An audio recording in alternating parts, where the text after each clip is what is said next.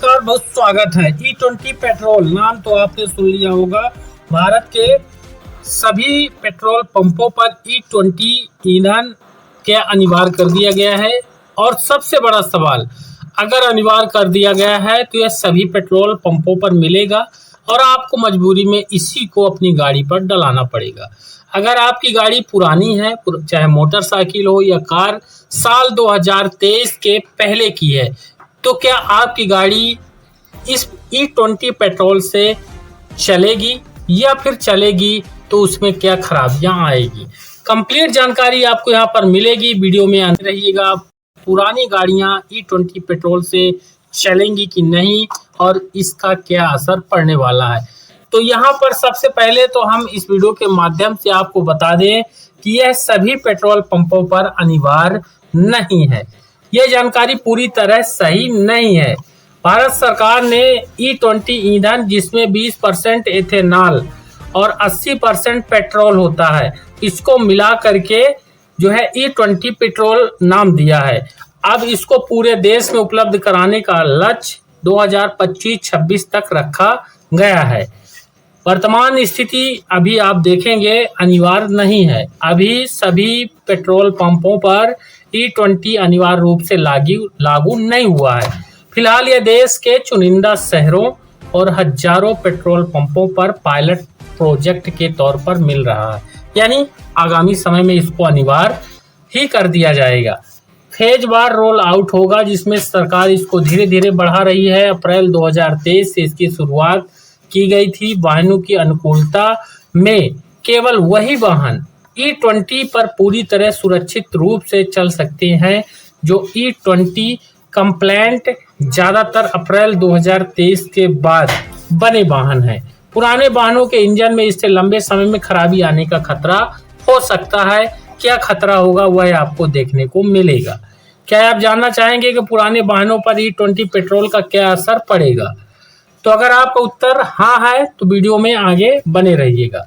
पुराने वाहनों, खासकर अप्रैल 2023 से पहले बने वाहनों पर E20 पेट्रोल के इस्तेमाल से तुरंत कोई बड़ी समस्या नहीं होती है, लेकिन लंबे समय में इंजन और इसके माइलेज पर कुछ नकारात्मक असर पड़ सकता है। मुख्य प्रभाव और चुनौतियां इस प्रकार रहेंगी। अगर हम आपकी गाड़ी है, चाहे मोटरसाइकिल हो, कार हो या उससे बड़ा ट्रक, बस वगैरह हो, तो इंजन और पार्ट्स पर इसका क्या असर है। पार्ट्स खराब होना। इथेनॉल प्रकृति में संक्षारक होता है। यह पुराने वाहनों के रबर पाइप, सील और गैस्केट को धीरे धीरे गला सकता है। यहाँ पर इस चीज का ध्यान रखिएगा। आपकी गाड़ी में अगर E20 पेट्रोल यहाँ पर आप डला रहे हैं तो ये पुराने जो हैं इसको समय समय पर नए करवाते रहिएगा।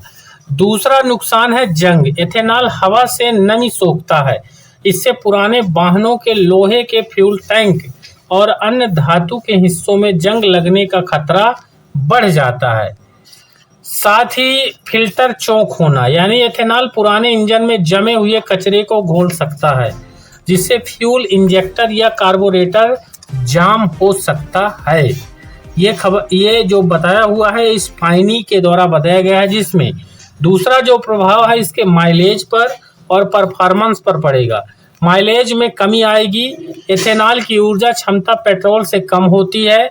पुराने वाहनों में माइलेज 3% से 6% तक कम हो सकता है। कुछ रिपोर्ट्स में यह गिरावट और अधिक बताई गई है।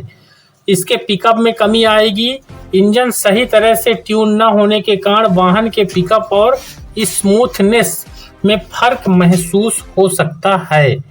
क्या सावधानियां आपको रखनी है? यदि आपके पास पुराना वाहन है तो विशेषज्ञों और पोर्टल्स जैसे स्पाइनी और कार्स 24 के अनुसार ये बड़े कदम यहाँ पर उठाने चाहिए।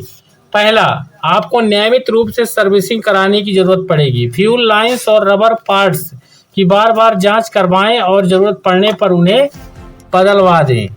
साथ ही फ्यूल एडिटिव्स, इंजन को सुरक्षित रखने के लिए अच्छे क्वालिटी के फ्यूल एडिटिव्स का उपयोग किया जा सकता है।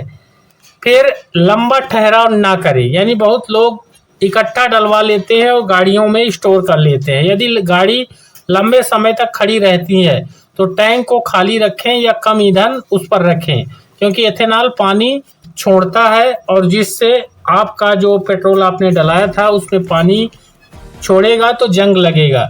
सरकार और ARAI जैसे संस्थानों का कहना है कि ये प्रभाव बहुत गंभीर नहीं है, लेकिन पुराने वाहनों के मालिकों को थोड़ा अधिक सतर्क रहने की जरूरत है। लेकिन आप समझ सकते हैं गाड़ियां आपकी हैं, सरकार की नहीं, इसलिए गाड़ियों का ख्याल भी आपको रखना है। वीडियो को लाइक और शेयर करके हमारे चैनल पर नए हैं तो सब्सक्राइब जरूर करिए।